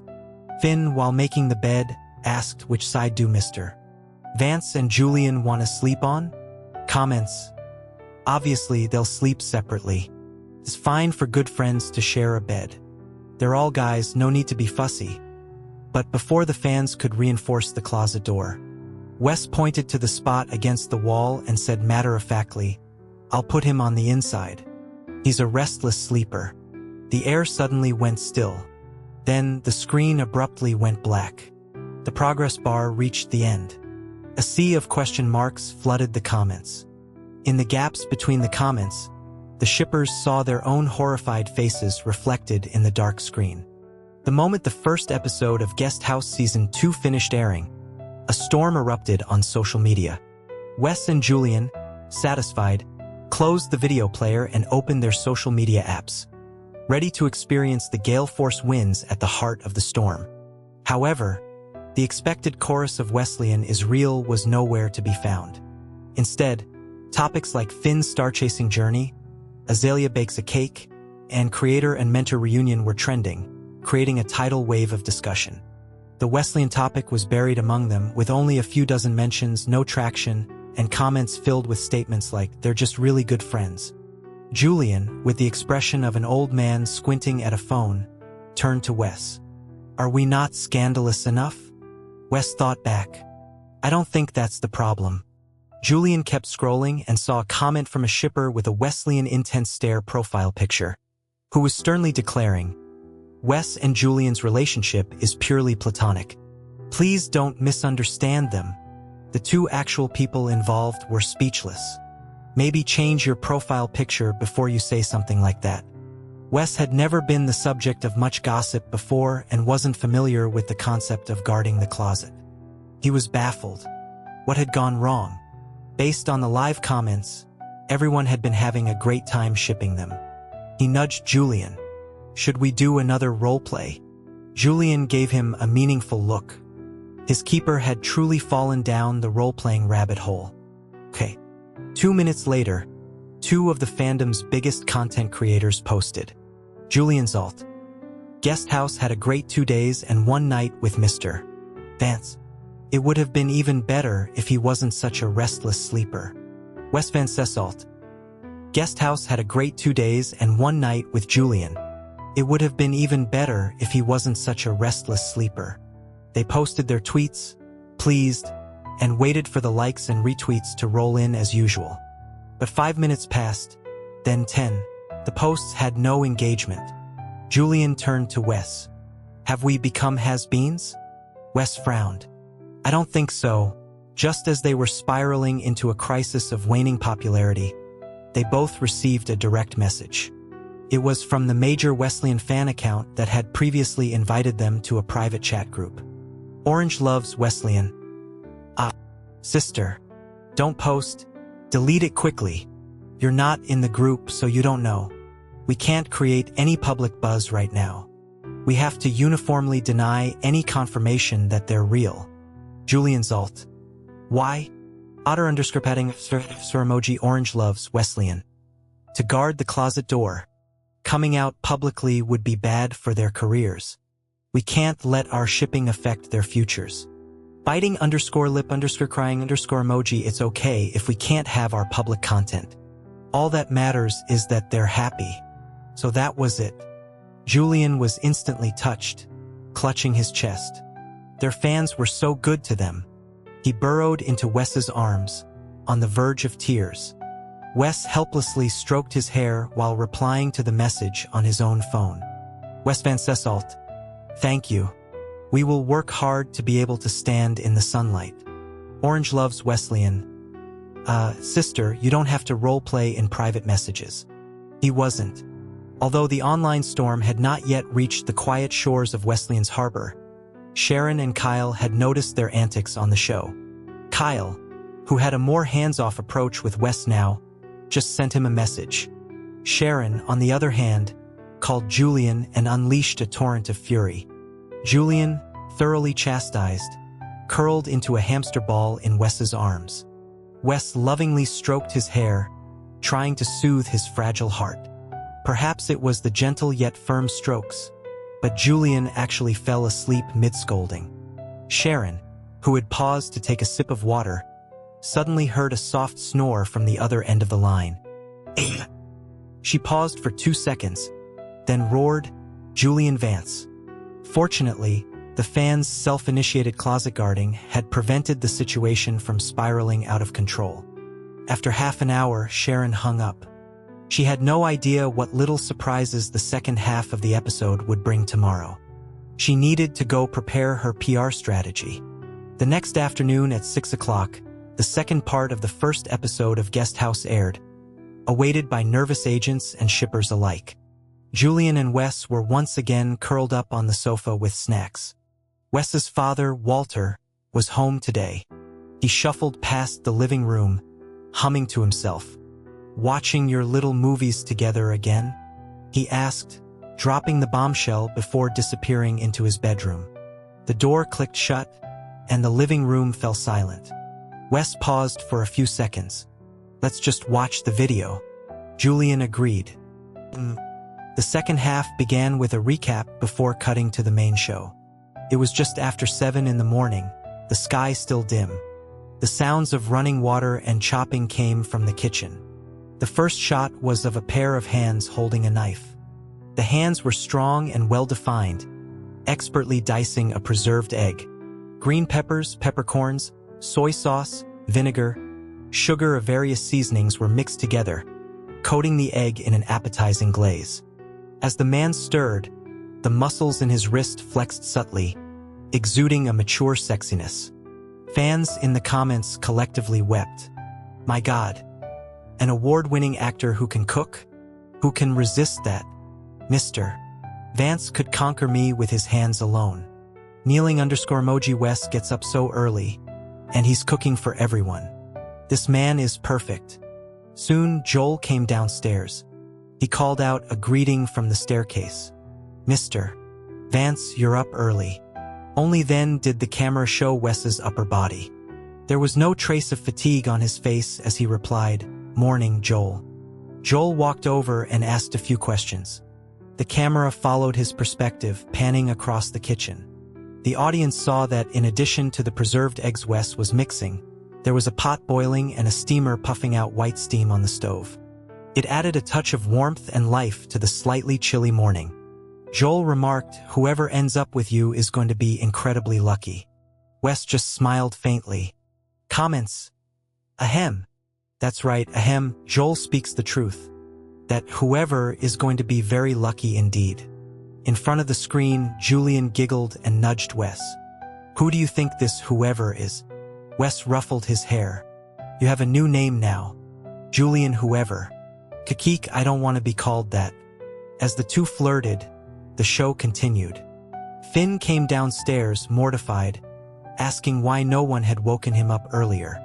The comments were gleeful and unsympathetic. Checking in, day 2 of failed star chasing. Haha. A few minutes later, Wes appeared, dragging Julian downstairs. Julian was practically clinging to him, his slender, pale arms wrapped around Wes's neck. The contrast in their skin tones and body sizes ignited the primal instincts of netizens everywhere. They howled and slapped their thighs in front of their screens. Ah, I'm dead. I'm dead. I want to see them do bad things together. But the comments on screen remained serene. Julian is so cute. Mr. Vance is so responsible. Thumbs _up emoji, such a pure student-mentor relationship. Great. An inspiring friendship. I'm envious. After breakfast, the guests received a task card from the production team. They split into 2 teams. Azalea and Finn went outside to find places to add new decorations, while Joel, Wes, and Julian explored the inside of the house, chatting as they went. When they reached the master bedroom, Wes suddenly stopped. Don't you think that wall is a little bare? A ghost story? I was thinking it's perfect for hanging a couple's portrait. In front of their screens, the shippers tried to hypnotize themselves. I don't understand bullshit. A couple's portrait in the master bedroom? What else could it be? Fortunately, the genuinely oblivious Joel poked his head in, successfully saving the closet door from another crisis. Hey, maybe we could make a photo wall? Before the 2 on screen could agree, the shippers flooded the comments in an attempt to obscure the truth. Good idea, good idea, good idea. With a clear goal, the guests got to work. Azalea acted as the designer, with Julian assisting, while the others brought materials. In the process, Julian got some paint on his nose, and Wes naturally reached out and wiped it off. Netizens. Ack! Around noon, Joel and Wes went back inside to cook. As they left, Joel pointed to himself and Wes and joked, "Hey, don't we look like the senior citizens group?" Wes turned to Julian. "Am I old?" Julian grinned cheekily. "You are the senior citizens group." Wes smiled, his expression indulgent. "I see. You're looking down on me." Julian replied, "Make a delicious lunch and I might reconsider." Wes said, "I'll do my best." Netizens. Damn it. I can barely stop myself from commenting. Wesleyan is killing me. After lunch, the guests continued working on the photo wall. By now, it was taking shape. The light-colored wall was adorned with delicate stickers, and a string of twine was draped in a gentle arc, held up by colorful wooden clothespins. Azalea, seeing that they were almost done, brought out tea and dessert. Let's see how the mousse Julian made yesterday turned out. Before she could take a bite, Wes said, "It's delicious." Joel laughed. "You know it's delicious without even trying it?" Wes replied, "The milk crepe cake he made for me last time was delicious." Julian cut him off, burying his head in embarrassment. Okay, my excellence doesn't need to be so widely advertised." The photo wall was completed as the sun set. For dinner, they had a simple meal of noodles with the leftovers from lunch. Afterwards, it was time to say goodbye to Wes and Julian. Before they left, they took a group photo with the 3 regular cast members by the swing set. Joel, Wes, and Julian stood in the middle with Finn and Azalea on the ends. The photographer set up a tripod and gave them a countdown. 3 to 1. On the final count, Wes and Julian both tilted their heads slightly towards each other. A subtle, restrained gesture of tenderness. Click. The image froze. The camera pulled back to show the photo hanging from the first clothespin on the photo wall. The background blurred, and a voiceover of Joel's farewell to Julian played. Golden words appeared on the dark screen. "May you get better and better." The progress bar reached the end, and the screen went black. In front of their screens, the shippers clutched their mouths and sobbed. This was too damn real. May Wesleyan get better and better, ugh. Julian, squatting on the sofa, poked Wes's thigh with his foot. Wes obediently moved the cursor and exited the video player. "Was that what Joel said to you?" Julian nodded. "Yeah, Joel is so nice. This show was also a way to pave the road for us to go public in the future." Wes sounded a little disappointed. It's a shame the shippers aren't bolder. Julian comforted him. It'll just take a few more times. Humanity is always moving towards progress. Wes, still unaware of the direct cam footage, was trying to figure out how they could have a few more times. Julian didn't enlighten him. He hopped off the sofa and padded towards the bedroom, casually reminding him, "You should follow Star TS official account. They should be releasing our showcase direct cams tonight." Okay, Wes replied, then asked, "Where are you going?" "I'm gonna take a shower." Julian was completely at home in Wes's house now, having memorized the layout of the bathroom. He had his own toothbrush, towel, and slippers there. Wes's closet even held a few of his own clothes. It was a complete hamster invasion. The shower turned on with a whoosh of water. Hot steam quickly filled the bathroom. Julian was happily soaping himself up, using Wes's expensive body wash to make himself smell nice, when he heard a noise from outside the door. He stopped, poking his head out cautiously. What was going on? The bathroom door was frosted glass, so he couldn't see clearly, but he could make out a tall figure on the other side. "Wes, baby." Wes's voice was muffled by the door and the sound of the water. Julian turned off the shower and padded barefoot to the door. "What's wrong?" Wes's forehead was pressed against the doorframe, his hand gripping the handle so tightly his knuckles were white. He was trembling slightly, as if trying to suppress some powerful, erupting emotion. Now that it was quiet, Julian could hear his ragged breathing. His voice was hoarse, and when it reached the humid bathroom, it seemed to be laden with steam. "I need to come in. Right now." Wes's forehead was pressed against the doorframe, the sharp corner digging into his skin, a painful stimulus keeping him tethered to the last shred of his sanity. He was replaying the video he had just seen on the official account, the bright stage lights reflecting in Julian's handsome eyes, making them look like they were filled with stars. The way his soft, pink lips had pressed against the pale skin of his hand, yielding and then springing back to their full shape. The sound of the kiss, wet and distinct, was both ambiguous and incredibly arousing.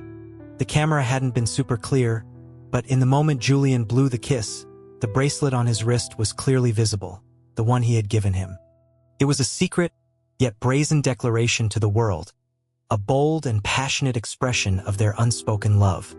Wes had nearly lost his mind. Blood had rushed to his head, and his heart was pounding in his chest, expanding and contracting as if it were about to explode. Love and desire churned within him, desperately seeking an outlet. He couldn't wait another second. His hot breath fogged the glass. Wes repeated, "Let me in. Right now." "Why?" Julian's voice was muffled. He took a small step back. He was still covered in soap suds. "I'm not done yet." "I know." Wes continued to press against the door. "But I need to come in now." Julian hesitated for a few seconds. "Do you have to pee?" There was a moment of silence from outside, followed by a loud thud as something hit the door handle. Wes's voice was strained. "I don't have to pee. I have to do something else." Julian was intimidated by his keeper's fierce tone. No, I'm not opening it." Wes calmed himself, his voice softening. "I won't do anything. Just let me in for a second." "To do what?" Wes swallowed the classic domineering CEO line. "To look at you." Julian suddenly felt like a prisoner during visiting hours. He turned back to the shower to rinse off, putting Wes on hold. "Tell me clearly. If you don't, I'm not letting you in." Wes paused, then resorted to playing the emotional card.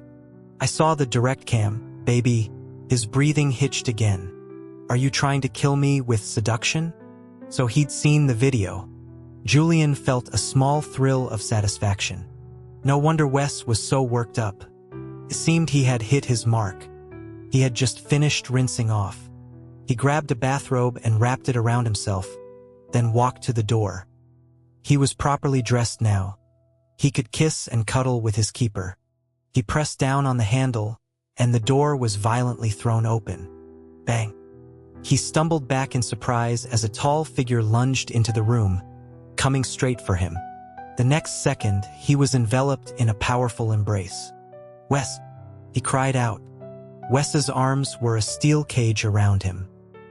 He buried his face in the crook of Julian's neck, his nose tracing a path up his skin, his warm breath sending shivers down his spine.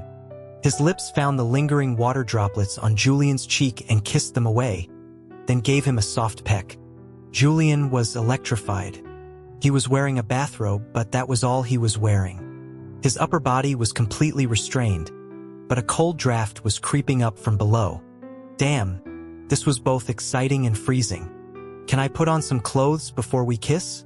Julian, his face covered in slobber, tried to negotiate from within the confines of his prison.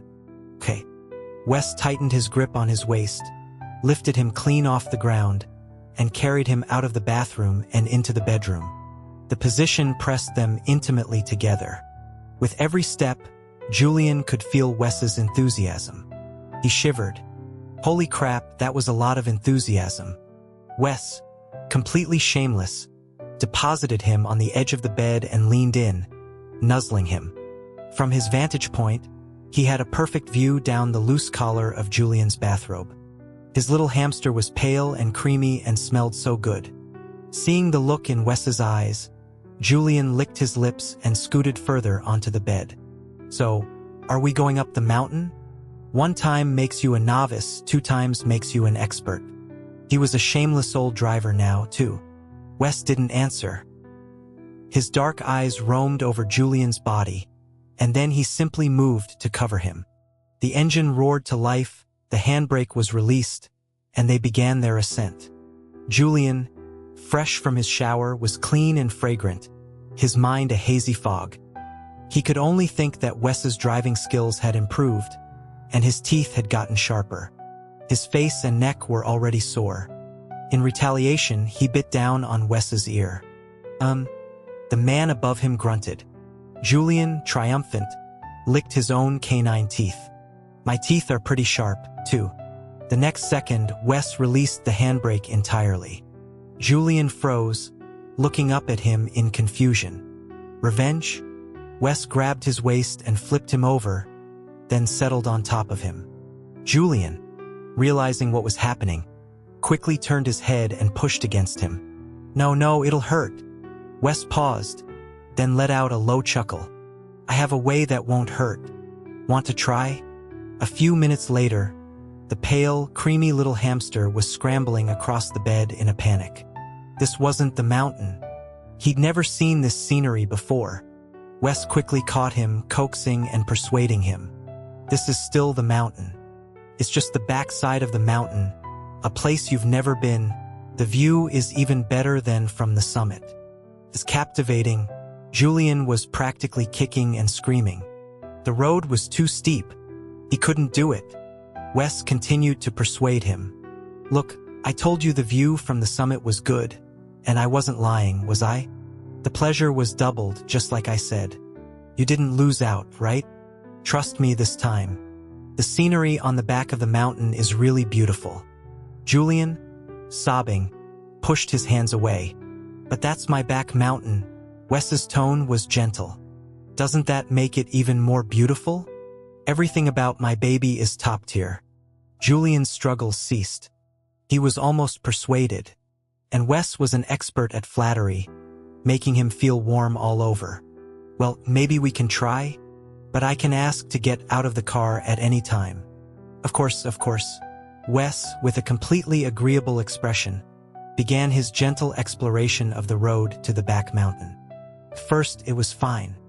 Wes was gentle and polite, asking as he went, "How is it? The road isn't too steep, is it?" Julian just whimpered, "It's okay." But as they went deeper, he started to feel uncomfortable. The road became narrower. He pushed at Wes. "I think this is far enough." Beads of sweat were forming on Wes's forehead. He was already going as slow as he could, afraid of making his baby carsick. Victory is just ahead. Let's go a little further? Julian detected a note of inspirational coaching in his voice. It was absurd.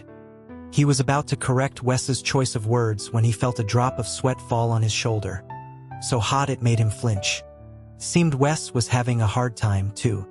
Realizing this, Julian's heart shamefully softened. He had been a driver himself. He knew the feeling. Though he was scared, he couldn't bring himself to kick Wes off the mountain. He shifted slightly, moving closer to Wes. The breathing behind him hitched, then grew ragged. Wes lost control of his speed for a second, accelerating to 80 miles per hour. Julian nearly bounced off the bed. Hiss! He tried to dodge, but an arm grabbed him and pulled him back. Wes's grip was gentle but inescapable.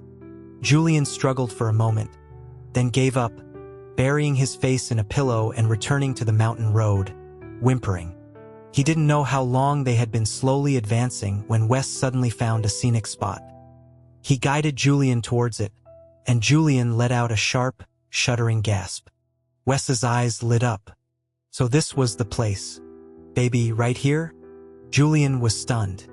His face was burning, and he clutched the small pillow, trembling. No one had ever told him the back mountain had this kind of view. Seeing his reaction, Wes knew he liked it. He redoubled his efforts, slowly and meticulously unfolding the beautiful scroll before them. A view more beautiful than the summit of the mountain was finally revealed. Sweet springs nourished the ravines, and the earth beneath them was soft and moist. Wes buried his face in the hamster's fluffy hair and took a deep breath, then pressed forward.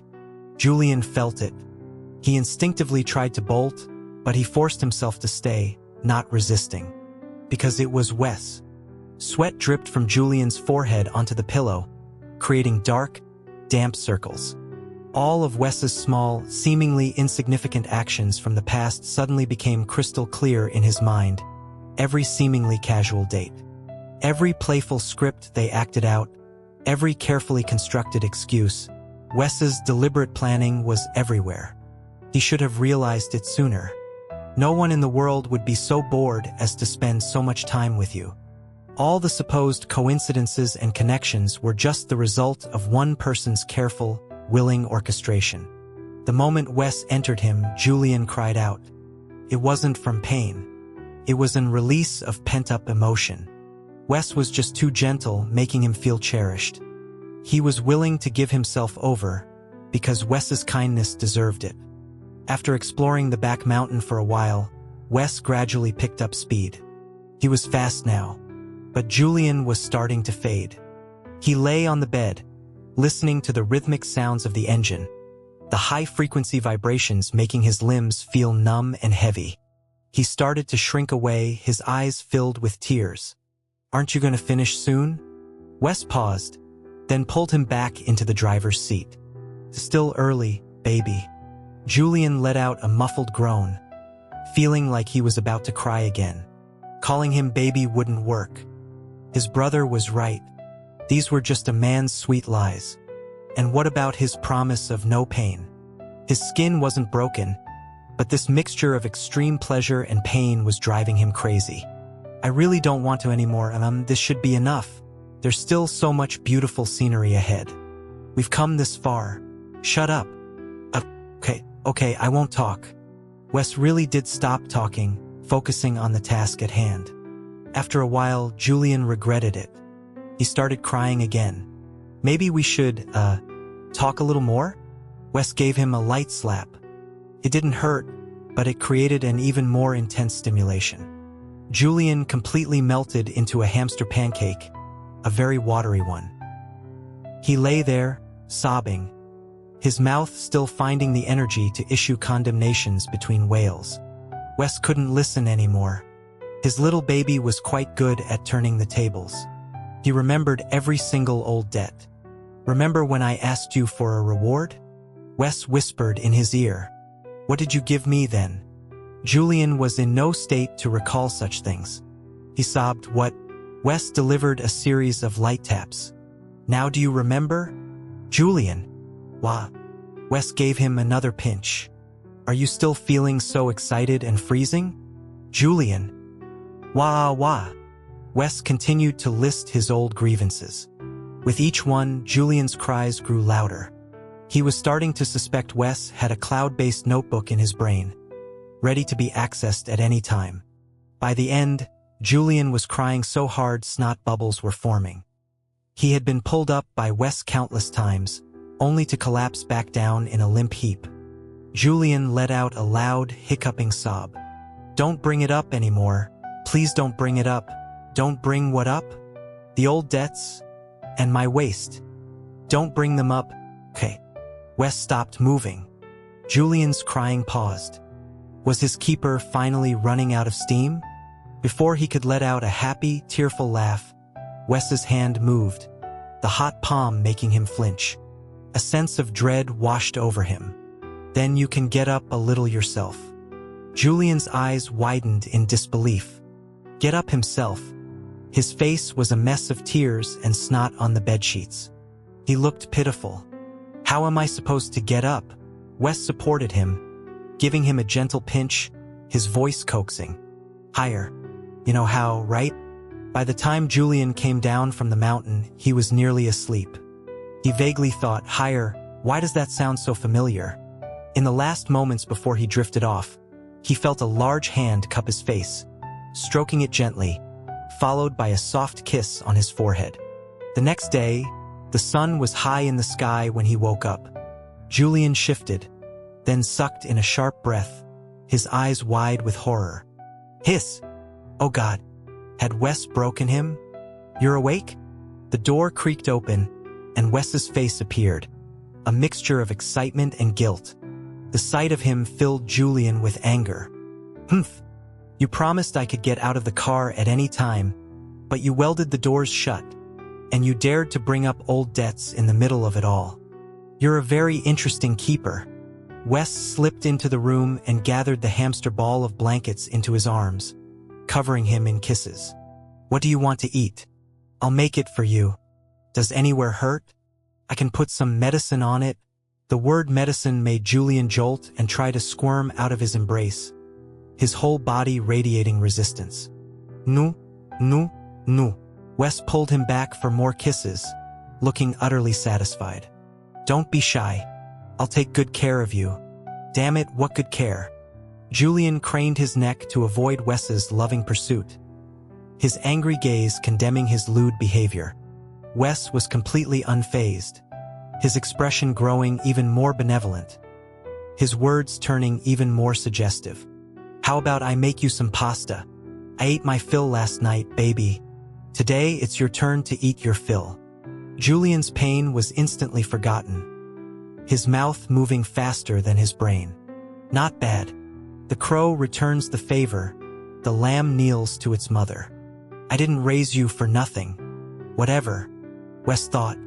If his baby wanted to get one over on him, let him. He would just have to get it back later. Around 11 in the morning, Julian finally emerged from the bedroom, gingerly holding his behind. The living room was empty except for Wes, who was busy in the kitchen. "Where's your dad?" "He went out to buy groceries. He'll be back soon." Julian was halfway through his O when a thought struck him, and his fur stood on end. "Wait, is your house soundproof?" He had been screaming his head off last night. How far had the sound traveled? Wes's hand, holding a package of sausages, paused for a fraction of a second. The memory of a certain goose-like laugh, sharp enough to shatter glass, echoed in his mind. Damn it! He absolutely could not let his little hamster know. Wes's heart was pounding, but his face was as calm as a stone. It's very soundproof. Really? Julian was skeptical. Really? Have you ever heard any noise from the next room when you're in my bedroom? Julian thought for a few seconds. He supposed he hadn't. He tentatively let go of his suspicion. Okay, good. Walter hadn't returned yet, and Wes hadn't finished cooking. Julian curled up on the sofa and scrolled through his phone, checking the online reaction to the Showcase Direct Cam. The post on StarTS official account was filled with screams from the group's fans. They were frantically taking screenshots, declaring, "My boys are killing me." Each member's individual direct cam was also posted on their fan pages. Julian's team had even released a set of professionally edited photos from the performance. Under the spotlights, his face was pale, his lips red, his eyes shining like they held constellations. A soft golden halo outlined his figure. Julian's fans were collectively losing their minds. OMG, I'll protect my baby goose's divine beauty. When he's not talking, he's the epitome of a first love. Crying_emoji baby Jules. Mama loves you. Julian's visuals are on another level. As he scrolled through the compliments, Julian spotted a post from Wes. He had posted it around 8 that morning. It was still fresh. Wes Van Sesselt. Kisses, kisses, kisses. Julian instantly recalled the enthusiastic kisses he had received upon waking up and felt a wave of unease. Had this man been thinking about kisses, kisses, kisses since he woke up? How could this be? The replies to the post numbered in the hundreds. Haha, you again. Where's Julian's alt? No interaction?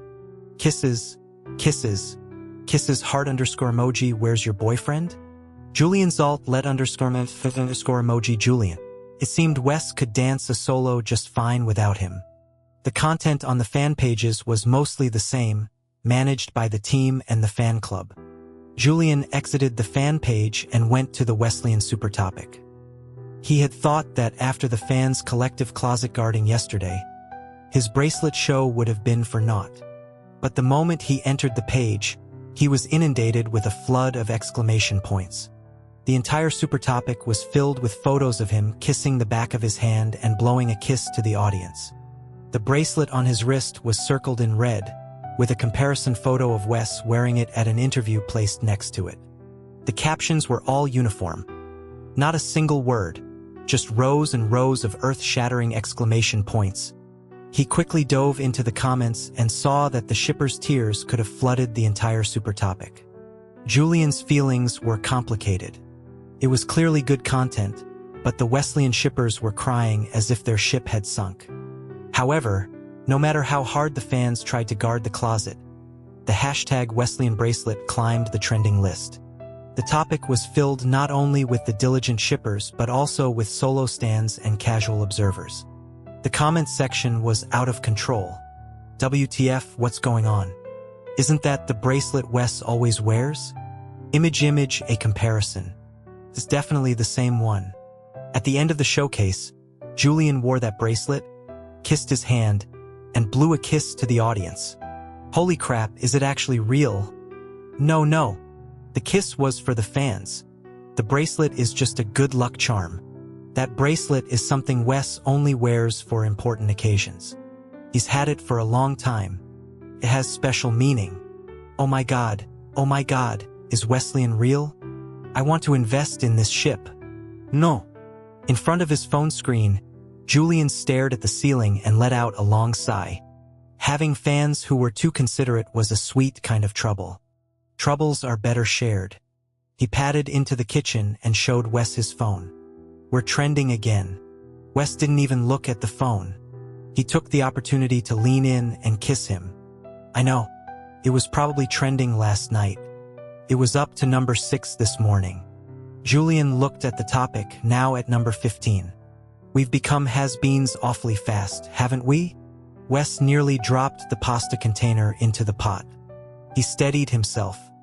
It's because Kyle and Sharon are suppressing the trend. Julian instantly understood. No wonder Sharon hadn't retaliated against him yet. It wasn't that she wouldn't. The time just wasn't right. Realizing this, a wave of sadness washed over him. He stood in the steamy kitchen, his head bowed like a fallen angel. Do you know what it's called when Sharon comes to hold me accountable later? Wes, holding a pair of chopsticks, thought for a second. His increasingly interesting soul had a rare flash of insight. He answered confidently, a reckoning. Julian shook his head. Under Wes's confused gaze, he said slowly, an execution. Wes gave his neck a loving and pitying pat. The Wesleyan bracelet trend took a full day to die down. After that, Julian was indeed subjected to Sharon's brutal wrath, nearly losing a layer of skin. The combined impact of the show and the showcase was too great. Even his friend, who was an entertainment lawyer, sent him a text message of concern. Ryan, Are you guys ready to go public? Julian, you'll have to ask your client. Desolate _emoji Ryan. I'll go push him. Julian. Moi otter _heart _emoji Ryan. Let's skip the moi. It seemed Ryan's survival instincts were as strong as ever. Soon, Julian received an update. His brother-in-law's company had entered its trial operation phase. Besides preparing for its official launch, they were also recruiting talent. Fortunately, his family's conglomerate had a solid foundation, and building a relatively complete entertainment company in a short time was well within their capabilities. Julian heard that the writer, Quinn, had already signed with them, bringing along her regular artist collaborator. He had the sudden feeling that he had built the Wesleyan nest in his brother-in-law's company. Quinn seemed to be on a break as well. Her social media was filled with screenshots of video games and pictures of food. She was living the happy life of a hermit. Julian played a few games with her, but the consecutive losses left him feeling bored. He even thought despairingly that he might as well go climb a mountain and get some exercise. Quinn noticed his lack of interest and changed the subject. Quinn, I'm going to a pet store to get a dog. Wanna come with? Julian, no thanks, I already have one at home. The old dog, Wes. Quinn understood his subtext and was speechless for a moment before trying again. Quinn, they have other pets. You like hamsters, don't you? You could get one. Julian's weak will was shaken, and then completely seduced. He cupped his face and thought shamelessly, who could resist a creature as cute and charming as myself? They agreed to go on Monday. They were both public figures, so they had to be discreet. Monday was the busiest day for students and office workers, so the pet store would be less crowded. When Julian showed up at the pet store wearing a hoodie, sunglasses, and a large mask, he looked like a dog thief. Quinn was leaning against the door, laughing so hard the entire doorframe shook. The wind chimes on the door jingled wildly, mingling with the yapping of small dogs in their glass enclosures. The scene was one of pure chaos. Julian covered his ears, trying to block out the noise, but Quinn's laughter still managed to seep through. Ha ha ha! Don't we look like we're trying to plug our ears while stealing a bell? The pet store owner behind the counter looked terrified. The two birds of a feather flapped their way into the pet store. Seeing that there was only the owner and one employee inside, Julian lowered his mask slightly to breathe in some fresh air. Quinn, with no empathy whatsoever, opened her mouth and let out a series of loud, triumphant laughs, as if showing off her ability to breathe. Ha ha ha, gaga gaga. He really wanted to know who would end up marrying Quinn. When that day came, he would give them a huge red envelope to thank them for taking the world's most obnoxious demon off the market. They spent the morning picking out a pet. Quinn ended up with a fox terrier. Julian asked, "Did you deliberately pick the most expensive one?" No. Quinn's reason was dazzling. It looked the most like a pure dog. Julian, holding his newly acquired golden hamster, gestured with his chin towards a nearby poodle. What does that one look like? Quinn's gaze swept meaningfully over a small love bite on the back of Julian's neck. Like your old man. That was just wow. When Julian returned to Wes's house with the small hamster and a pile of supplies, he was greeted by Walter at the door. Little Julian is back. I'm back. Kakik. What's this? A hamster? Julian held it up like a treasure. Yes, just got it. Still fresh. Walter's expression was complicated for a moment. That phrasing made it sound like he was planning to eat the hamster for dinner. Julian, oblivious to his poor choice of words, poked his head around. Where's Wes? He went out to buy milk. Should be back soon. Okay, I'll go take a shower and change. Dad, where should I put him? Walter rubbed his hands together excitedly and took the cage, as if he had been waiting for this moment. Give him to me, give him to me. I was thinking we could set up a little nest in the corner of the living room. After successfully handing off his hamster son to its grandfather, Julian went to Wes's room to shower. He had been forced to hold Quinn's very dog-like dog earlier and was covered in dog hair. By the time he was done showering, drying his hair, and changing, half an hour had passed. As he opened the bedroom door, he saw a tall figure squatting in the corner of the living room with his back to him. "Oh, it seems my keeper really loves our new son." Julian smiled, pleased, and tiptoed over, planning to jump on Wes's back for a sweet surprise. When he was about 2 meters away, he heard Wes murmuring to himself. Julian frowned. He got closer. Now he could hear clearly. Wes's voice was full of affection and barely suppressed excitement. "Julian, you finally changed back to your original form?" Julian stood behind him, his gaze as cold as a winter wind, sweeping over Wes's slightly stooped back. "Am I some kind of enchanted creature from a fairy tale?" Julian had thought he and his keeper were about to embark on a raising a child storyline, but it turned out to be he's a substitute for my real love plot. Wes's large frame trembled at Julian's light words. He turned his head slowly, his face a mask of shock and a reluctance to face reality. Julian looked down at him, his gaze icy.